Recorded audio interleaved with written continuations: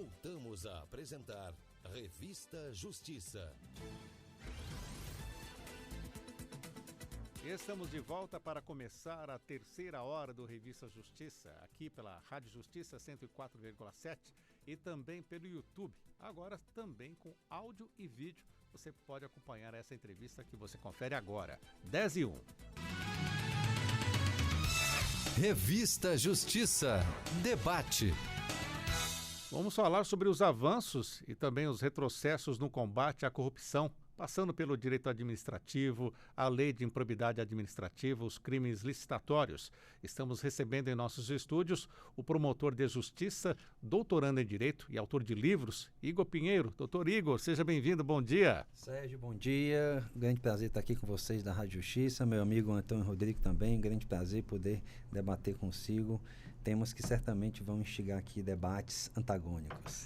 Vamos lá, doutor Antônio Rodrigo Machado, advogado, mestre e doutorando em Direito, professor. Seja bem-vindo mais uma vez, professor. Bom dia, Sérgio. Bom dia a todos os amigos da Rádio Justiça. Um prazer enorme termos aqui na sede da rádio esse grande professor que vem lá diretamente do Ceará aqui para Brasília, professor Igor. É um prazer enorme estar aqui ao seu lado e espero que hoje a gente tenha um debate muito relevante sobre as alterações na lei de improbidade administrativa e todo o direito administrativo sancionador. O senhor também é autor de livros, né, doutor Antônio Rodrigo Machado?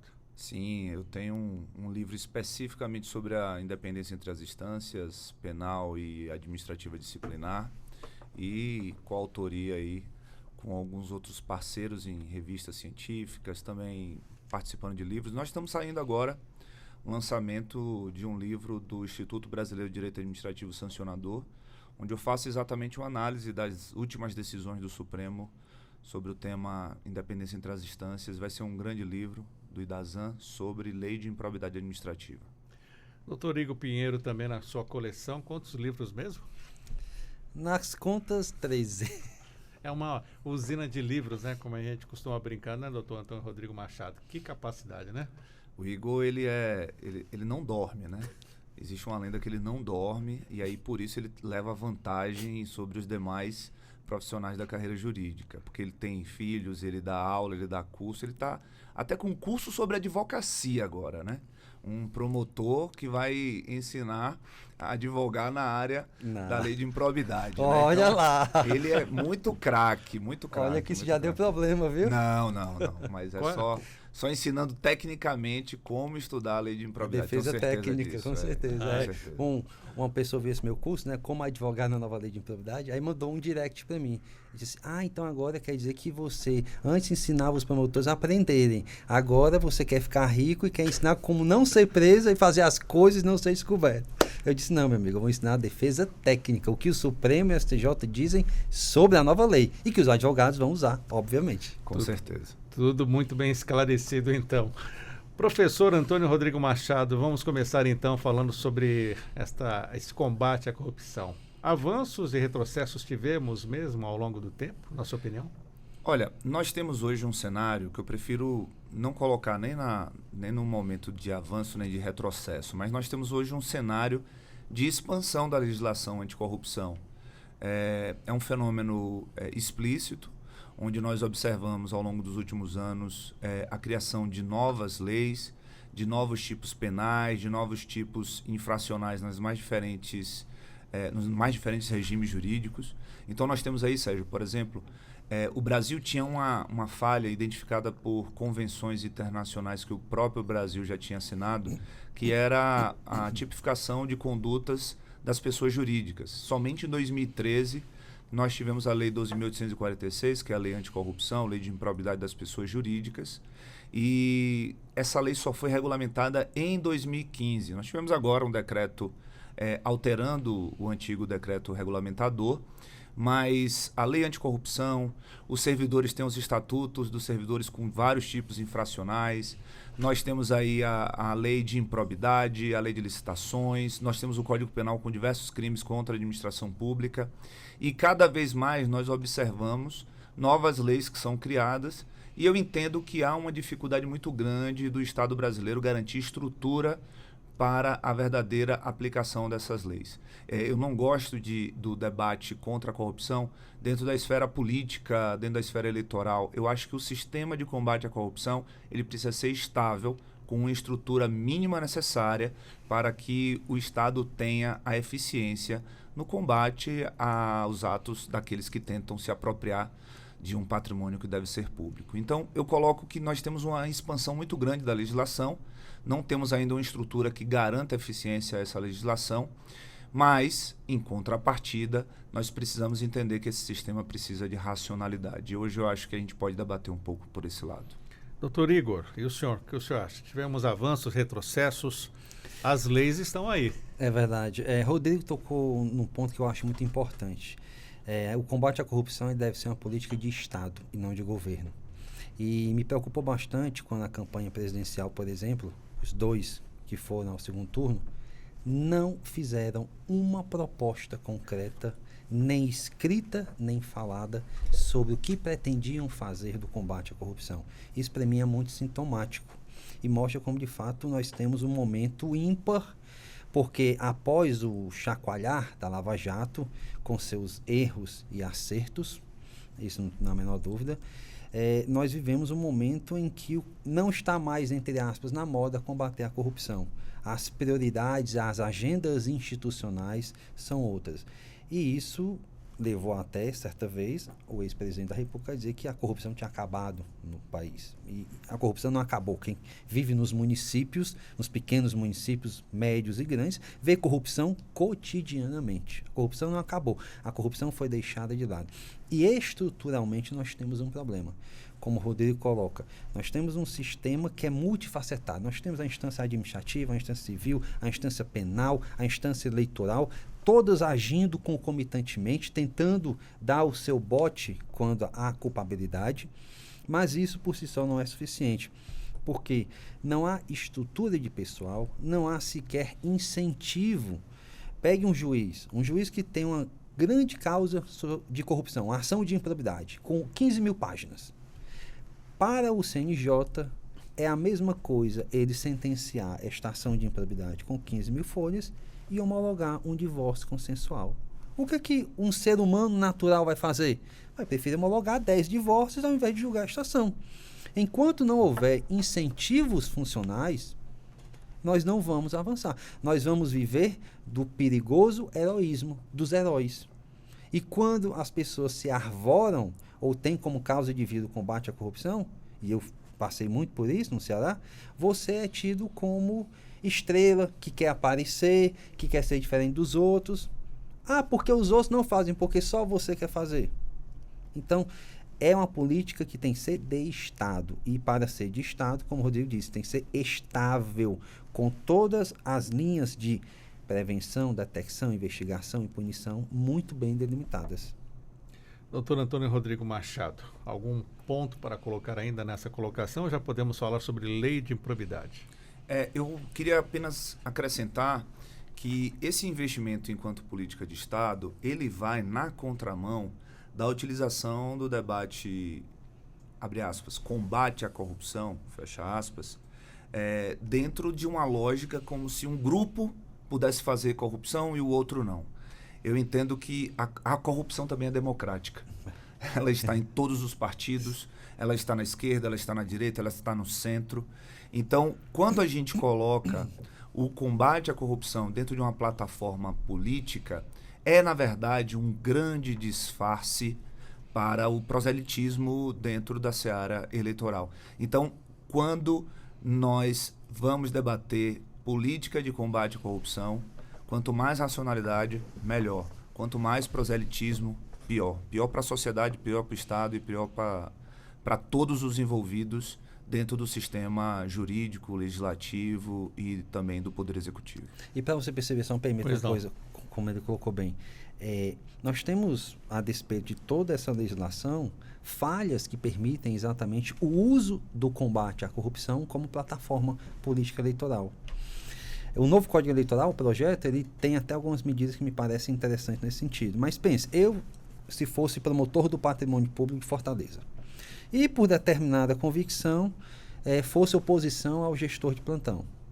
poderia passar sistematicamente a instalar investigações contra o prefeito, ajuizar ações às vésperas do pleito eleitoral, vazar documentos, e faltando 3 meses para as eleições, eu disse, opa, vou me candidatar, eu, o herói da cidade, vou me candidatar. Isso é muito ruim. A gente vê isso acontecendo com os delegados, que não precisam pedir exoneração. A gente não vê tanto isso com membros do Ministério Público e magistratura, porque nós temos que pedir exoneração. E a despeito de haver gente que tem as suas linhas, né, político-partidárias e que, infelizmente, usa o cargo para persegui-las, no MP e no Judiciário é mais difícil porque tem que pedir exoneração. Mas na polícia, nos servidores públicos em geral, basta simplesmente pedir afastamento. Então nós temos que criar uma regra uniforme. Você é agente público, você atua no controle, seja preventivo, repressivo à corrupção? Então vamos traçar um marco uniforme para que todos vocês tenham um período mínimo de quarentena para poder se candidatar, exatamente para impedir o uso do cargo público para esses fins. Porque corrupção é da natureza humana. A corrupção está em todo lugar. Em todos os partidos e em todas as profissões. E tem juiz desonesto, tem promotor, delegado, como tem político e como tem médicos, advogados e assim sucessivamente. Doutor Antônio Rodrigo Machado, nova lei de improbidade administrativa. Qual análise o senhor faz sobre os motivos, necessidade realmente dessa reforma? O que isso pode dizer sobre pontos negativos e até positivos dentro desta questão e que trazem ainda os julgamentos aqui da Suprema Corte e do Superior Tribunal de Justiça? Eu tenho dificuldade em fazer um juízo de valor sobre toda a reforma da lei de improbidade administrativa. Eu tenho feito academicamente pesquisas sobre a reforma da lei de improbidade administrativa e eu prefiro fazer isso em recortes. A primeira pergunta que você me faz é qual a razão? Acho que a principal razão da reforma da lei de improbidade administrativa foi a tentativa por parte do parlamento de corrigir ou pelo menos diminuir a incidência de uma interpretação da lei de improbidade administrativa de que ela seria um remédio para combater todas as doenças, todos os males da administração pública. Ao longo dos anos, nós observamos a utilização da lei de improbidade administrativa pelo Ministério Público, pela Advocacia Pública, pelo Poder Judiciário, de uma maneira que a lei de improbidade administrativa passou a ser instrumento para o combate ao erro da administração pública e não exclusivamente à desonestidade, à corrupção.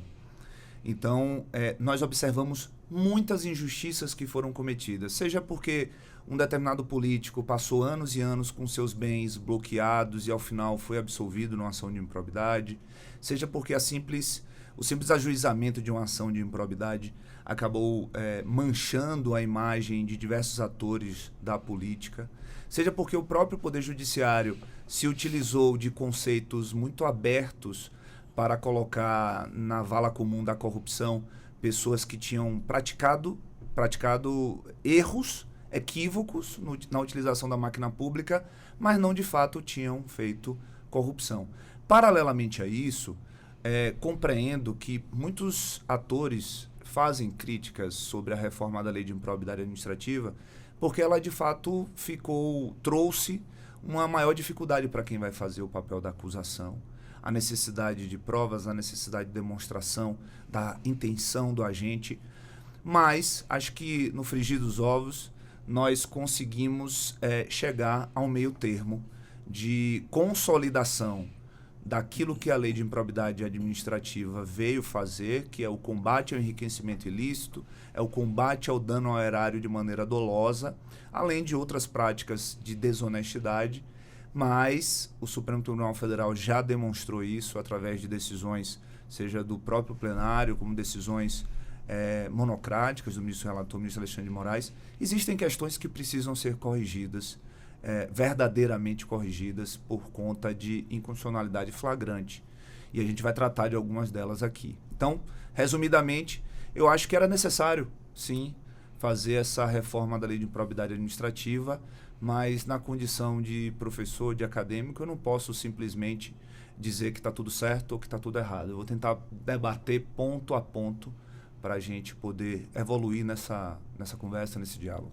E para o senhor, professor, Como fica essa questão da nova lei de probidade administrativa, doutor Igor? Sérgio, quando você me fez aqui esse honroso convite e pediu para indicar uma pessoa, eu de plano disse que ia convidar o Rodrigo exatamente porque nós temos posições muito antagônicas a despeito de, né, termos uma relação muito amistosa, e isso é bom para o ouvinte, o telespectador. Eu tenho uma visão completamente diferente. Começo com a premissa de que concordo em parte que, de fato, havia alguns erros por parte de colegas do Ministério Público. E esses erros decorrem muitas vezes da falta de expertise. Assim como eu não sou ou nunca fui um grande promotor no meio ambiente, na defesa da infância e da juventude, outros não têm expertise, não têm traquejo, não têm malícia para tratar com a corrupção dentro da administração pública. E isso muitas vezes permite ou permitia que a lei de improbidade fosse usada exatamente para corrigir ilegalidades e não a corrupção. Essa é uma realidade. Porém, eu não vejo este fenômeno acontecendo em uma escala tão grande e alargada como se ventila por vezes, né? Até temos o grande livro do nosso amigo professor Rodrigo Valgas, que fala muito bem sobre isso, comenta, e esse é um ponto. Me parece que a lei de improbidade foi modificada, mas como uma forma de autoproteção da classe política.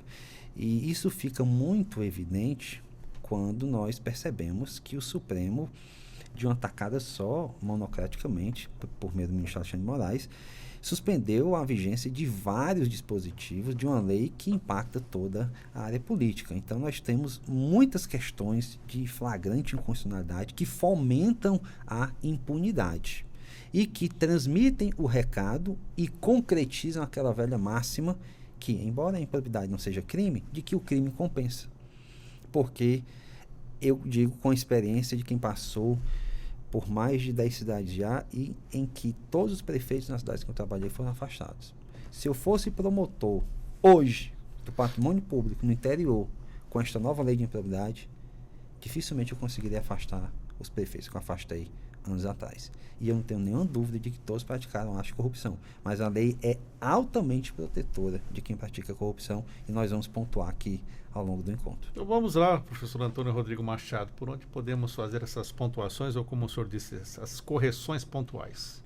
Eu acredito que essa decisão do ministro Alexandre de Moraes é uma decisão que ela dá um norte daquilo que o Supremo vai decidir. Nós já tivemos o julgamento por parte do Supremo em relação à lei de improbidade, naquilo que diz respeito à possibilidade de retroatividade da lei. O Supremo decidiu que os casos que estão em andamento, esses casos eles vão contar com a retroatividade mais benéfica da lei de improbidade. Mas o Supremo decidiu que aqueles casos que já transitaram em julgado e que ainda estão em execução das suas sanções, portanto, transitaram em julgado, mas ainda continua a aplicação das sanções, esses casos seriam respeitados. E aí, retroatividade geral para as questões relacionadas à prescrição. O Supremo também corrigiu algo na lei, que foi a questão da legitimidade ativa, que a reforma da lei de improbidade tinha deixado isso para exclusividade, prerrogativa exclusiva do Ministério Público, mas o Supremo trouxe de volta a possibilidade da advocacia pública ajuizar a ação. Meu amigo, deixa eu fazer só um parênteses aqui nessa sua fala, e veja que contraditória a posição do parlamento. Porque o discurso, quando você acompanha os debates parlamentares, em plenário, sobretudo, era: temos que conter o abuso do Ministério Público. O Ministério Público persegue a classe política. Ah, tá bom. Mas então nós vamos dar para quem ajuizar a ação de improbidade? Só para o Ministério Público. Não é o contraditório? É, mais ou menos, porque, veja, Igor, a grande questão dessa legitimidade ativa concorrente não é a advocacia pública de carreira. O grande problema a ser enfrentado ali, e os debates dentro do parlamento, é de diversos casos em todo o Brasil, de pessoas que sofreram um grande abalo na sua honra, na sua imagem, em cidades do interior do Brasil, que é o quê? O prefeito sai da gestão, entra o seu opositor, ele vai lá, contrata um advogado para ser o seu procurador jurídico e dá uma ordem. Todo erro que tiver aqui, vamos ajuizar uma ação de improbidade. Então, diversas ações de improbidade eram ajuizadas na gestão do opositor e fazia com que o prefeito tivesse ali já um abalo na sua honra, na sua imagem, pela simples interposição da ação. Então, Dava nesse manchete, caso aí, né? já dá manchete, ainda que o juiz não receba ação de improbidade, e é difícil para o juiz não receber uma ação de improbidade. Uma ação de improbidade bem escrita, ela vai colocar o juiz pelo menos ali com a sensação de dúvida, e ele, na dúvida, ele vai receber a ação de improbidade, o processo vai tramitar, pode ser que ao final ele seja absolvido, pode ser que ao final ele seja condenado, mas por conta dessa legitimidade ativa, a partir de um cargo em comissão, a sensação de injustiça de quem era acusado, independente de ter cometido erro ou não, mas a sensação de que aquilo ali não estava correto, machucava bastante. Então, a minha solução, que eu tinha apresentado numa audiência pública que eu fiz parte na Câmara dos Deputados, no meu ponto de vista, essa legitimidade ativa não teria que sair da advocacia pública, mas ela deveria ser exclusiva para a advocacia pública de carreira, para os órgãos de advocacia pública que eram formados por profissionais efetivos, profissionais que fizeram concurso público. Então, o parlamento não entendeu dessa forma, tirou tudo e o Supremo Tribunal Federal, no meu entendimento, corretamente, interpretou isso como sendo algo inconstitucional e devolveu.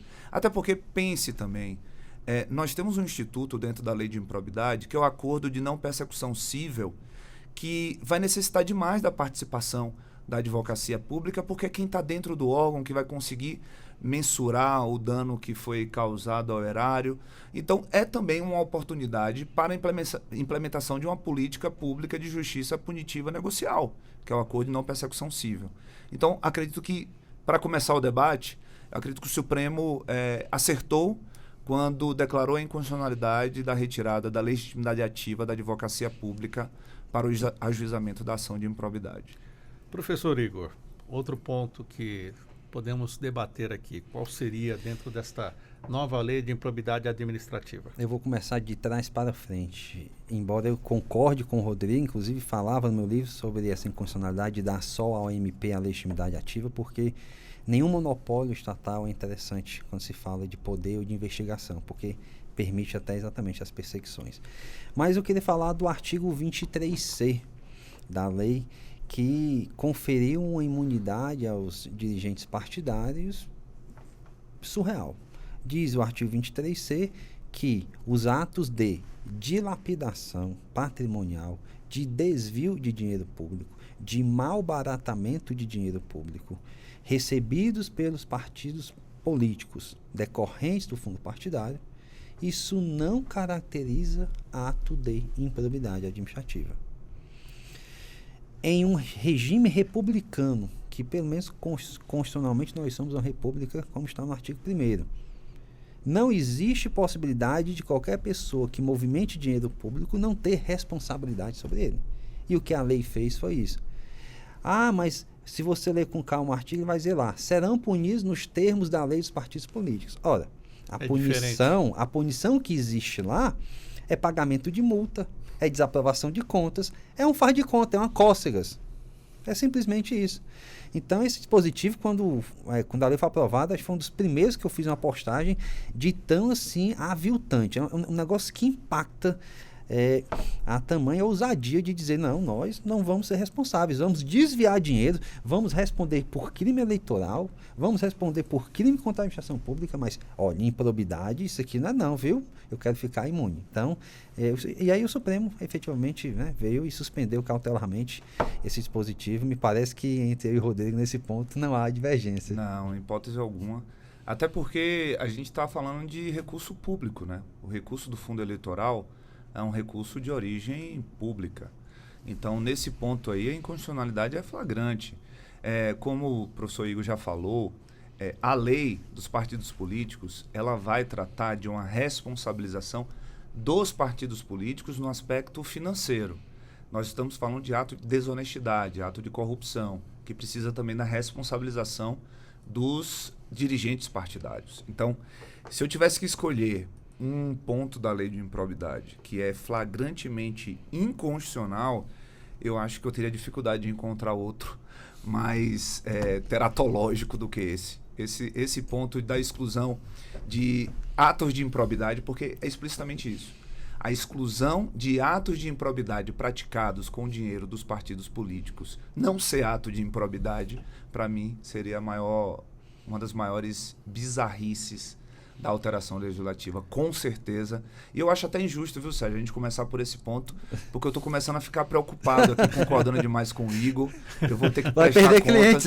Eu vou ter que prestar contas com meus amigos advogados e meus clientes lá fora, porque tá difícil. Mas você vai dizer que os argumentos são bons. Os argumentos são muito bons e a gente tem que entender que é óbvio que o meu posicionamento sobre a reforma da lei de improbidade, aliás, sobre a lei de improbidade como um todo, e eu já tratei disso com o Igor, é óbvio que o fato de eu ser advogado, isso vai influenciar a minha característica, o meu posicionamento como pesquisador, como professor, como acadêmico.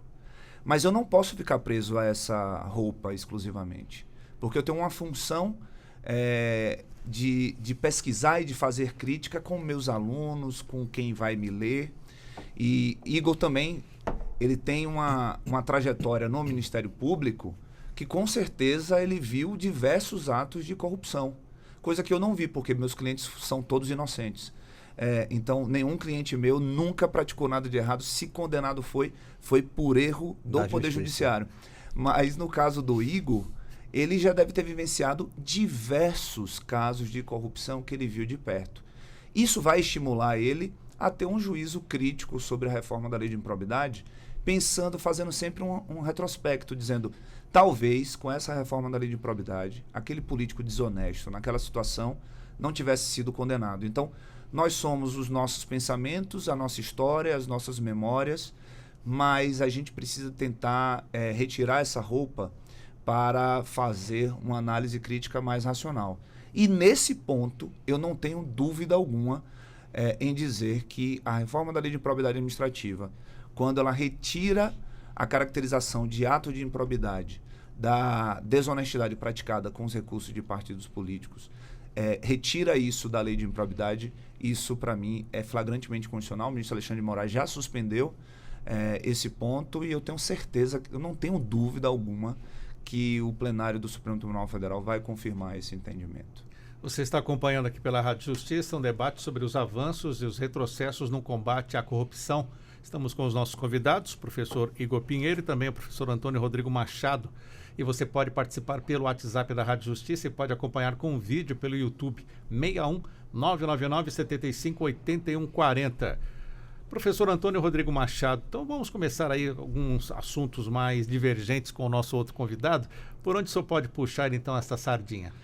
Eu vou começar num tema que eu considero muito relevante, que é uma revolução da lei de improbidade agora com a reforma, que é o artigo 21, parágrafo 4º, que trata da independência entre as instâncias.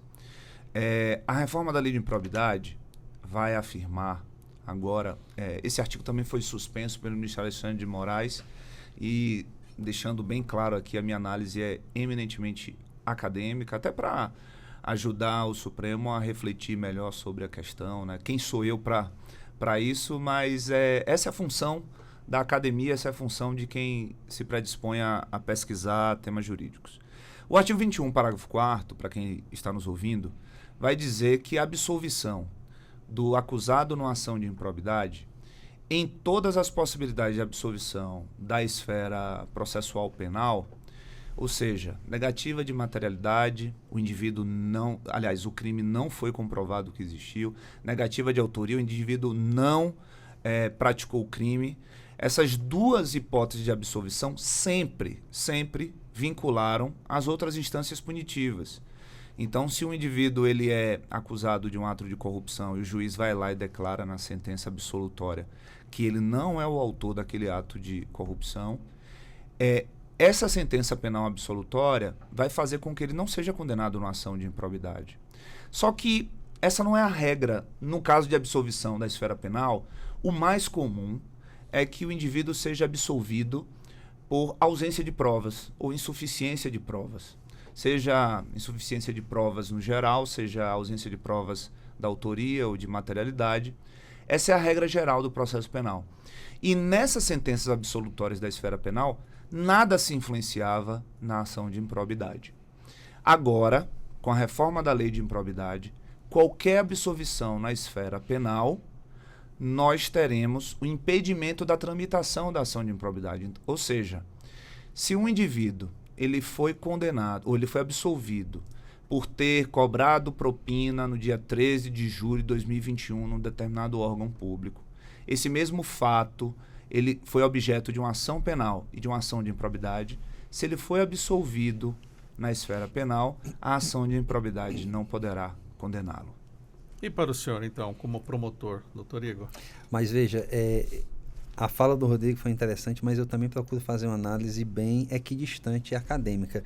Tanto que no meu livro eu falo de pontos positivos da lei, que eu acho que houve de fato uma proteção que era necessária para o gestor público que, a despeito do erro, não agiu de má fé. E nós vamos falar sobre isso. Vou dar depois no nome de Igor, Paz e Amor, viu, Rodrigo? Já.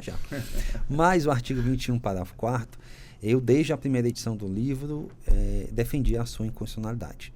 E defendi por algumas questões, tanto formais como materiais.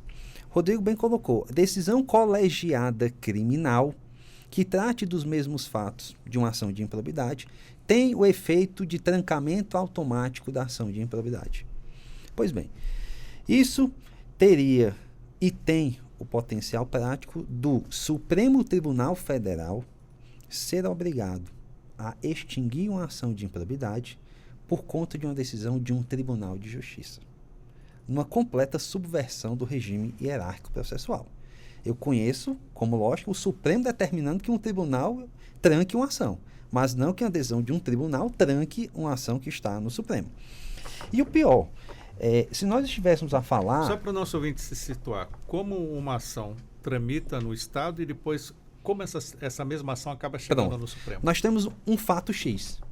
Deste fato X pode decorrer a ação de improbidade de natureza civil e a ação criminal, penal, na justiça criminal comum. Muito bem. A velocidade depende de cada juiz, não são ações que correm em paralelo. E, portanto, tem o seu momento de vida diferenciado. Então, nesse caso concreto que eu dou, a ação penal é julgada em primeiro grau, celeremente, recorre-se para o TJ, apelação, e fica lá. A ação de improbidade é julgada procedente no primeiro grau, o TJ mantém, o STJ mantém, e aí a parte entra com recurso extraordinário. Passado todo esse tempo, o Tribunal de Justiça do Ceará olha assim, opa, já passou muito tempo, prescreveu o crime. E aí o tribunal arquiva, não é nem absolvendo, está prescrito. Não é dizendo, eu estou na dúvida, eu vou absolver. Não, prescreveu. Pois bem, esta decisão meramente processual, que não analisa mérito nenhum, vai ter o condão de dizer, ei, Supremo, devolve para cá que o rapaz é inocente. Isso, ao meu sentir, não faz o menor sentido, não tem a menor razoabilidade. Até porque nós temos um processo que passou já por 3 instâncias e por um tribunal superior, que manteve a decisão. Não bastasse isso, nós temos uma questão constitucional em determinada situação. Se o caso desta condenação de improbidade envolver situação em que o indivíduo se enriqueceu ilicitamente, gerou dano ao erário de forma cumulativa, desde a decisão do TJ, o indivíduo está inelegível. Por que ele está inelegível? Porque a Lei Complementar 64/90 diz que quem é condenado por improbidade nessas hipóteses, assim o é. Pois bem, o artigo 14, parágrafo 9 da Constituição diz que só quem pode instituir inelegibilidade é lei complementar. Ora, a Lei 14.230 é ordinária.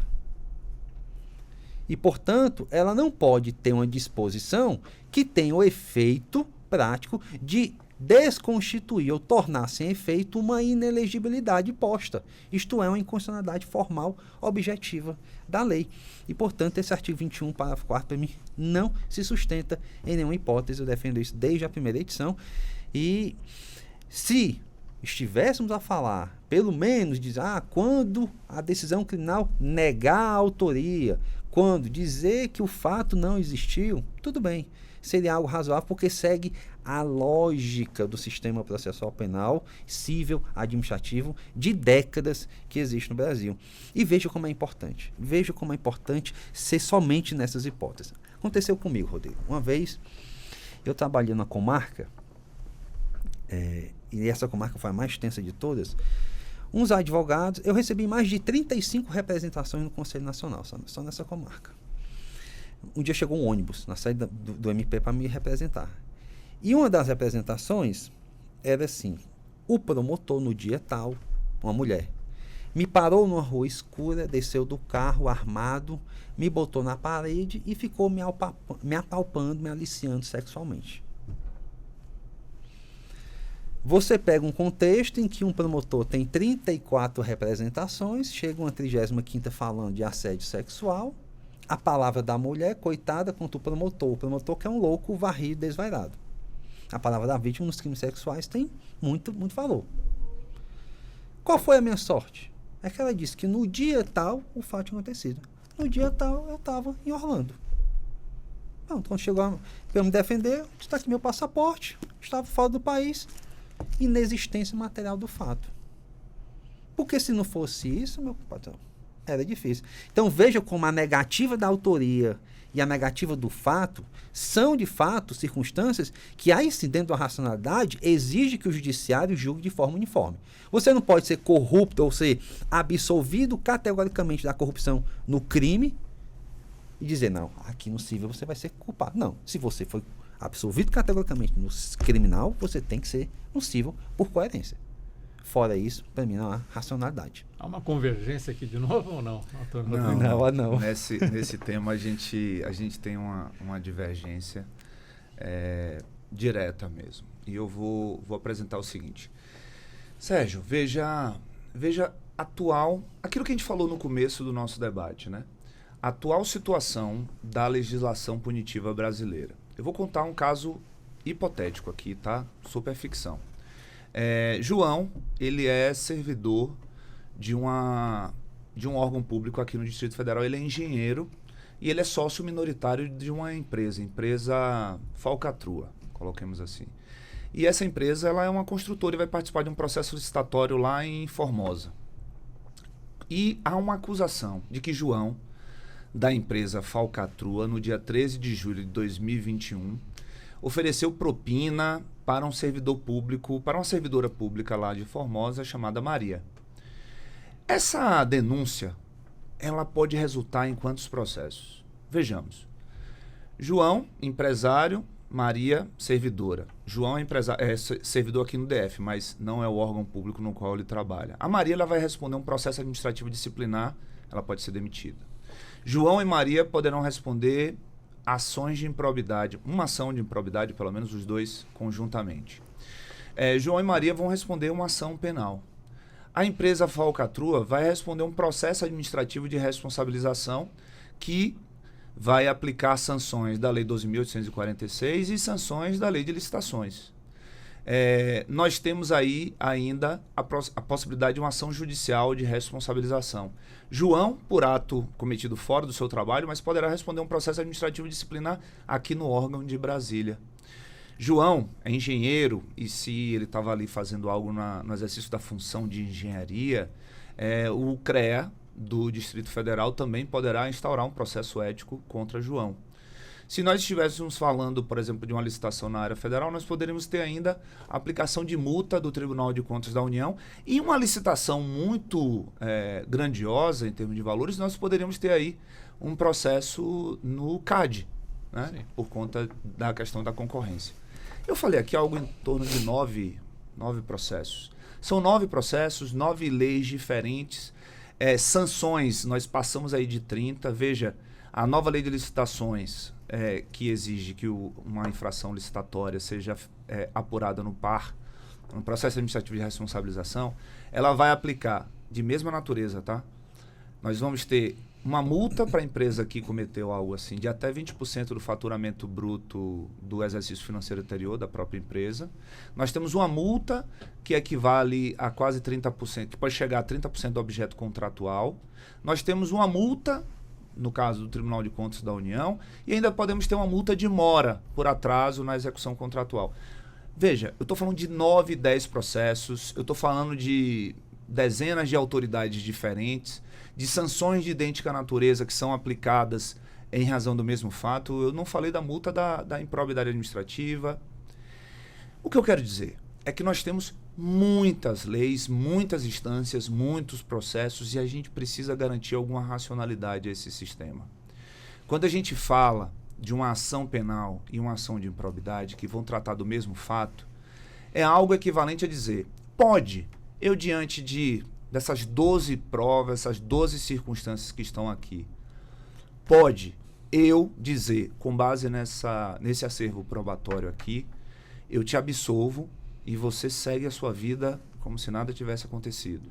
E diante desse mesmo acervo probatório, você, a mesma pessoa, virá e dizer, eu te condeno e você vai ter a suspensão da sua condição de cidadão, você vai perder seu cargo público, vou te aplicar aqui uma multa, você vai ficar proibido de ter qualquer tipo de contrato com a administração pública.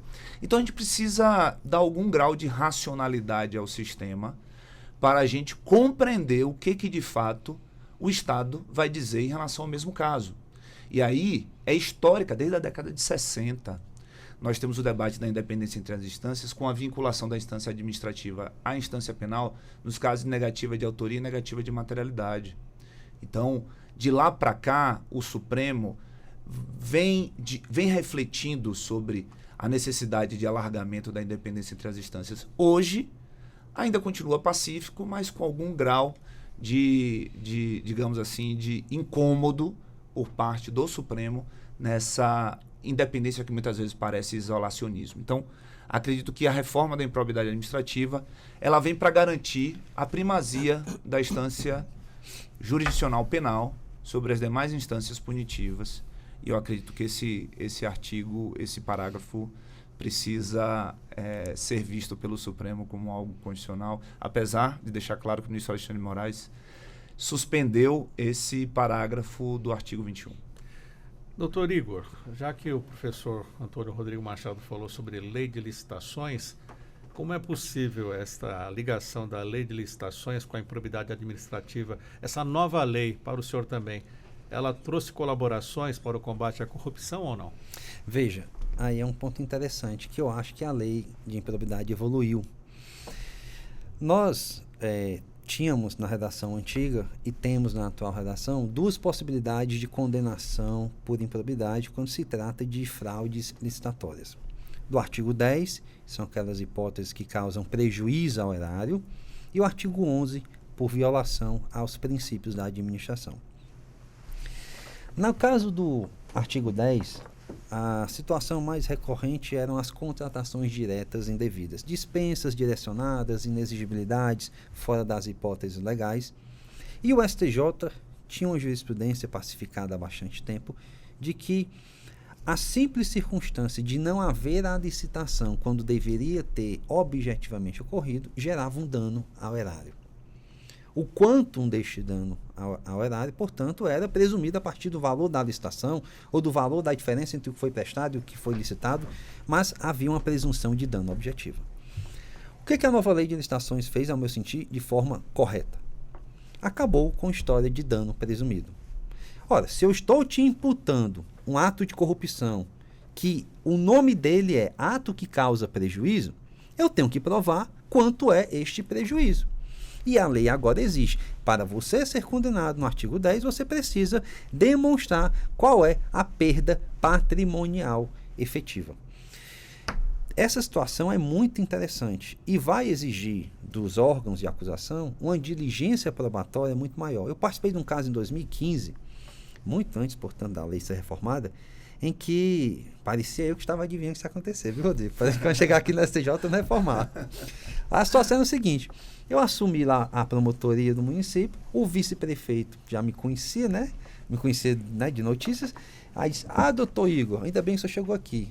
Há um esquema dentro da prefeitura liderado pelo prefeito. Porque o fulano cicrano, que são amigos íntimos dele, que doaram para a campanha informalmente e formalmente, no terceiro dia da gestão, a empresa deles foi contratada por inexigibilidade, as farmácias, as tais emergências, né, de começo de mandato. Aí eu disse, perfeitamente, mas o senhor vai depor? Vou, eu presto depoimento. Vice doido para assumir, né? Vou depor e tal. Aí eu disse, o senhor tem fotos, tem documentos, tem mensagens? Tenho, trouxe tudo para mim. Muito bem, ele trouxe e comprovou. Até umas gravações, mandei para a Polícia Federal, foi periciada a gravação, autêntica, íntegra. Eu tinha, portanto, ali todo o cenário para já entrar com a ação de improbidade. Foi o que eu fiz. Eu fui nas empresas concorrentes dessa farmácia, que era uma região metropolitana chamada do Cariri, não sei se vocês conhecem, né, Juazeiro, Crato e Barbalha. Fui nesta região e coletei das empresas do mesmo porte um preço, 3 anos depois da inexigibilidade. E quando eu fiz o batimento dos preços, 3 anos depois, as empresas estavam vendendo os produtos 300% mais barato. Nosso país não tem histórico de deflação de 100, de 200, que sai de 300%. Então, objetivamente, eu consegui demonstrar que houve um superfaturamento e que houve um dano ao erário. E é isso que a lei agora quer. Dizer, para você ser condenado por corrupção, por improbidade, em fraude licitatória, você tem que dizer, foi direcionado? Foi. Mas quanto foi o dano ao erário? Foi X reais. Porque se você não provar, você sai do artigo 10, que tem penas severas, e vai para o artigo 11, que é violação aos princípios, e aí é também só uma cócegazinha, né? Doutor Antônio Rodrigo Machado, chegue mais perto aqui da gente, para o nosso ouvinte te Ele acompanhar gostou, viu, também aí? pelo YouTube. E essa situação citada aqui pelo doutor Igor, dentro dessa lei de licitações, qual a análise que o senhor faz? Olha, o mesmo parlamento que fez a reforma da lei de improbidade, inclusive no mesmo ano, foi o parlamento que fez a nova lei de licitações e contratos, a lei 14.133. Eu acredito que é uma das leis mais punitivistas que nós já vimos no ordenamento jurídico brasileiro. Só para se ter ideia, ela traz o ilícito de praticar ilícitos. Estamos falando da lei de licitações. Lei de licitações. O ilícito de praticar ilícitos é a tentativa máxima do legislador de não ter deixado nenhuma conduta do administrador público. Dá um exemplo do ilícito de cometer ilícito, é isso? Não, é porque é bizarro mesmo. Está escrito que é fraude, cometer fraudes, é ilícito praticar fraudes como um todo. Então, é uma lei que ela veio com muito medo de deixar alguma conduta do processo licitatório fora de punição. Então, nós vamos ter lá a parte das fraudes, nós vamos ter lá a parte da inexecução contratual e nós vamos ter lá um inciso do artigo 156, que vai dizer que é infração administrativa contra o processo licitatório praticar qualquer meio de fraude. Só que ela já vem descrevendo anteriormente quais seriam as possibilidades de fraude e ela vem com esse ilícito, essa tipificação aberta, abrangente. Nós vamos ter, na nova lei de licitações e contratos, uma relação aí que eu considero esse triângulo bem interessante. Lei de licitações e contratos, lei anticorrupção e lei de improbidade. Então, 2 delas serão aplicadas às pessoas jurídicas, né, a lei de licitações e a lei anticorrupção, e uma para a pessoa física, que também tem uma sanção que envolve a pessoa jurídica, que é a proibição de licitar. E, sem fugir muito da lei de improbidade, mas eu acho que a nova lei de licitações e contratos, ela é algo que pode representar uma dificuldade muito grande para os municípios. Por quê? Porque agora ficou pacificado que uma sanção de um município do Brasil, lá do município de Rio Real, lá no interior da Bahia, se aplicar uma sanção, a mais grave da nova lei de licitações e contratos a uma empresa, ela vai ficar proibida de licitar e contratar com a União. Então, assim, é um cenário que eu compreendo nos casos mais graves, mas eu estou preocupado em existir um desestímulo para que as grandes empresas participem de processos licitatórios de menor porte. Porque os riscos para uma punição grave nesse conteúdo são bastante altos. E nós temos aí a inserção da lei de improbidade da pessoa jurídica e da nova lei de licitações, como já disse anteriormente, até em sanções de mesma natureza, que podem causar digamos assim, um receio, um medo de participar de licitações que não valha muito a pena do ponto de vista financeiro para as empresas. Então, o excesso da legislação que pode punir também é um elemento da análise de riscos de um sistema de compliance de uma grande empresa. Por quê? Porque como a responsabilidade das empresas é objetiva e a gente não tem total controle sobre o ímpeto, sobre o caráter de todos os funcionários de uma empresa, o risco ele vai ser colocado como um elemento que vai dissuadir grandes empresas da participação de negócios com o Estado. Então, essa é a minha reflexão sobre a nova lei de licitações e contratos. Agora, veja, a nova lei de licitações e contratos e a lei de improbidade começam a fazer um comando para o julgador, que é o quê? Vamos levar em consideração sanções aplicadas em outras esferas na dosimetria da sanção aplicada por esta lei. A nova lei de licitações e contratos traz isso, a lei de improbidade também vai trazer isso, para que sanções de idêntica natureza, na hora da contabilização da dosimetria, sejam levadas em consideração. Então, é importante, e sem querer fazer a divulgação da palavra, é muito importante a gente refletir sobre essa multiplicidade sancionatória do Estado, Sérgio. Sabe por quê? Porque a gente não tem estrutura sequer para implementar a lei anticorrupção de 2013 hoje nos municípios brasileiros. Pouquíssimos municípios têm formação, têm monitoramento de infrações por pessoas jurídicas e instauraram um processo administrativo de responsabilização.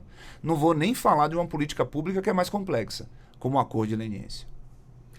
Doutor Igor, temos esse problema da falta de estrutura, até acompanhando a fala do professor Antônio Rodrigo Machado sobre o medo das empresas grandes entrarem em licitações pequenas. Eu imagino que uma empresa grande tem um grande departamento jurídico e não vai deixar essa brecha, né, doutor Antônio Rodrigo Machado? Daqui a pouco eu passo para o senhor, doutor Igor.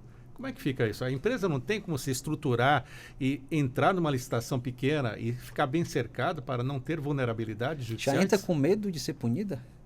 É mais ou menos o seguinte. Nós temos, dentro do programa de compliance, nós temos que fazer uma análise dos riscos. Então, por exemplo, uma empresa multinacional que vem se instalar no Brasil, ela vai observar qual é o nível de corrupção do Brasil.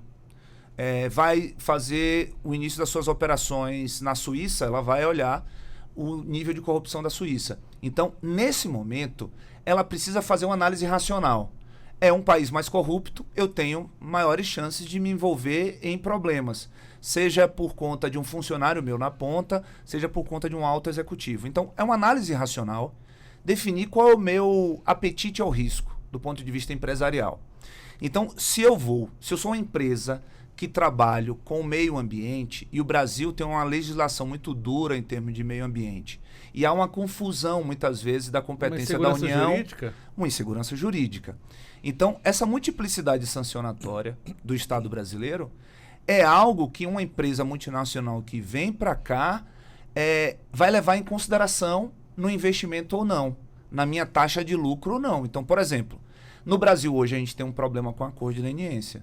Por quê? Porque a gente tem uma dificuldade aí de organização dos atores, AGU, CGU, Ministério Público Federal, TCU, CAD.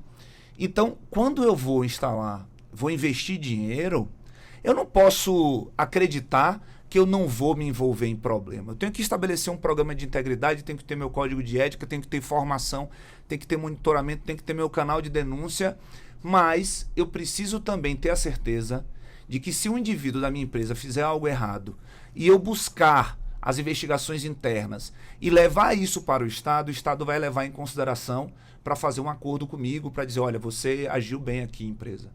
No caso das licitações, Sérgio, é mais ou menos o seguinte: se eu tenho a chance de ter uma sanção administrativa no município, como eu falei, município de Rio Real, e vou participar de uma licitação de 10 milhões de reais no município de Rio Real para a construção de uma ponte, e eu tenho contratos de 1 bilhão com a União, se eu vou para o município de Rio Real e uma autoridade quiser, de maneira arbitrária, ou até mesmo correta, porque um funcionário meu pagou uma propina lá para resolver um problema que era dele, se eu tiver um problema com essa licitação, eu vou perder aqui, junto à União, num contrato muito maior. Essa é a análise de riscos. Professor Igor. Veja, a nova lei de licitações, eu quero até aproveitar a oportunidade que o Rodrigo falou de compliance, para a gente deixar claro aqui uma situação que é muito comum na prática os gestores falarem e que tem com a nova lei, portanto, agora é uma possibilidade de blindarem a sua responsabilidade. Já tiveram, né, uma prorrogação, agora tínhamos 2 anos de transição da lei, mais postergação agora até o fim de dezembro, para a vigência obrigatória da lei. E em todos os 19 municípios que eu participei de operação em prefeituras, eu sempre ouvi esta frase do prefeito: doutor, eu não sabia, porque eu confiava na comissão de licitação. Era sempre a história da confiança cega. E o que a nova lei de licitações quer? A instituição de um regime de gestão por competências, por méritos, que você coloque pessoas capacitadas, qualificadas. Não que você pegue a telefonista da prefeitura, como peguei uma vez, que estava assinando licitação sem nem saber o que era. E os gestores estão tendo um tempo para capacitar. E não só tendo a possibilidade, eles têm o dever de capacitar, porque a gestão de competências é um dever explícito na lei. E qual a relevância disso? O gestor que procurar capacitar a sua equipe, ele vai estar cumprindo uma obrigação legal. O gestor que não cumprir este dever legal, ele corre um sério risco, a depender do que se colete de prova um pouquinho a mais, dele ser responsabilizado pelo artigo 13, parágrafo 2º do Código Penal, que é a omissão penalmente relevante. Então, todo bom advogado, todo bom assessor, todo gestor que tem um mínimo de orientação, deve capacitar a sua equipe. Porque não basta dizer, eu não sabia, eu confiava, eu queria que fosse o certo. Não. O querer implica também ações concretas. Não é simplesmente fechar os olhos ou abaixar a cabeça e deixar acontecer. Sim. Então, a questão da instituição de sistemas de integridade, que o artigo 11 exige expressamente da alta administração, o artigo 169 da lei exige isso também expressamente, inclusive da Procuradoria. Aliás, os advogados públicos agora são parceiros do Ministério Público pela lei, porque tem o dever legal de comunicar ao Ministério Público toda e qualquer irregularidade que cause dano ao erário, sob pena de serem responsáveis também penalmente. Então, esse é um contexto importantíssimo para a gente saber. Infelizmente, o nosso tempo já está acabando, um debate muito amplo, muito interessante, fica aquele gostinho de quero mais, né, doutor Antônio Rodrigo Machado, por estar conosco. Agradeço ao senhor, advogado, também professor de Direito Administrativo, Antônio Rodrigo Machado, nesse debate falando sobre avanços e retrocessos no combate à corrupção. Doutor Antônio, muito obrigado por estar conosco. Quais as suas considerações finais? Eu queria basicamente agradecer, dizer que esse tema da legislação anticorrupção é um tema bastante instigante. Nós estamos aqui na casa que vai ser a responsável por definir diversas questões referentes à constitucionalidade ou inconstitucionalidade da reforma da Lei de Improbidade Administrativa, e que toda energia positiva da sociedade brasileira possa estimular o Supremo a tomar a decisão mais justa possível. E dizer que é sempre um prazer, Sérgio, estar ao seu lado, conversando contigo. E hoje, em especial, porque eu estou encontrando um grande amigo que eu fiz, uma amizade feita ao longo da pandemia, nos mais diferentes debates virtuais, e que hoje eu posso dar um abraço aqui fisicamente, que é o professor Igor. Professor Igor, seja muito bem-vindo a Brasília. E você vem do Ceará, uma casa que o meu Esporte Clube Bahia gosta muito de jogar e ganha costumeiramente. Ganhar de Ceará é sempre bom. Então, muito feliz em estar aqui com vocês. Agradeço também ao promotor de justiça do Ministério Público do Ceará, especialista, mestre e doutorando em ciências jurídico-políticas e também autor de obras jurídicas, professor Igor Pereira Pinheiro. Obrigado por aceitar o nosso convite e estar aqui na Rádio Justiça. Sérgio, muito obrigado a você, a Rádio Justiça, mais uma vez pelo gentil convite. É sempre um prazer estar com vocês aqui. Igualmente com o Rodrigo, né, que nós temos posições antagônicas, mas é sempre bom ouvir o Rodrigo, porque certa vez a gente fez um debate na Câmara dos Deputados, ele falou muita coisa que depois eu maturei e coloquei na segunda edição do meu livro, para reflexão. Direito a royalties. Deixa eu falar uma coisa, a gente fez um debate uma vez, que a gente estava ali divergindo, e aí de repente no meio do debate comecei a receber umas mensagens, meu pai ficou Essa é boa. Meu pai... esse promotor é quente, viu? Meu pai ficou apaixonado pelo Igor. Eu fiquei indignado, falei, pai, deixa eu te falar uma coisa, o Igor tá de um lado e eu tô do outro. Aí ele é contra mim! Mas eu tô do lado dele, Rodrigo. Olha não, aí não venha não, que eu tô esse do lado promotor dele. é Ou seja, porreta, né? ele fez meu pai se apaixonar por ele num debate comigo. Ele é demais. Beleza, pessoal. Pois foi um grande prazer. Muito obrigado pela oportunidade, tá? E quem tiver interesse em se aprofundar sobre o tema, né, fica aí a sugestão de acesso ao site da editora Mizuno, que é a editora que eu publico todos os meus livros, e também o site do Mizuno Cursos, em que nós temos cursos para os advogados, para os promotores, para os juízes, para os gestores, para todos que queiram aplicar e saber como se aplica o bom direito. Muito obrigado. Nós que agradecemos. 11h01. Revista Justiça de hoje fica por aqui. A apresentação e edição de Sérgio Duarte, a produção de Leandro Bezerra, os trabalhos técnicos de Luiz Alves, programação musical Josemar Fernandes, coordenação de jornalismo Bárbara Michelini, Secretaria de Comunicação Social Supremo Tribunal Federal. Muito obrigado a você que nos acompanhou também com imagem e áudio pelo YouTube da Rádio Justiça. Você fica agora com a Ariana Fonseca e mais um Entretexto. Um ótimo dia para você e até amanhã.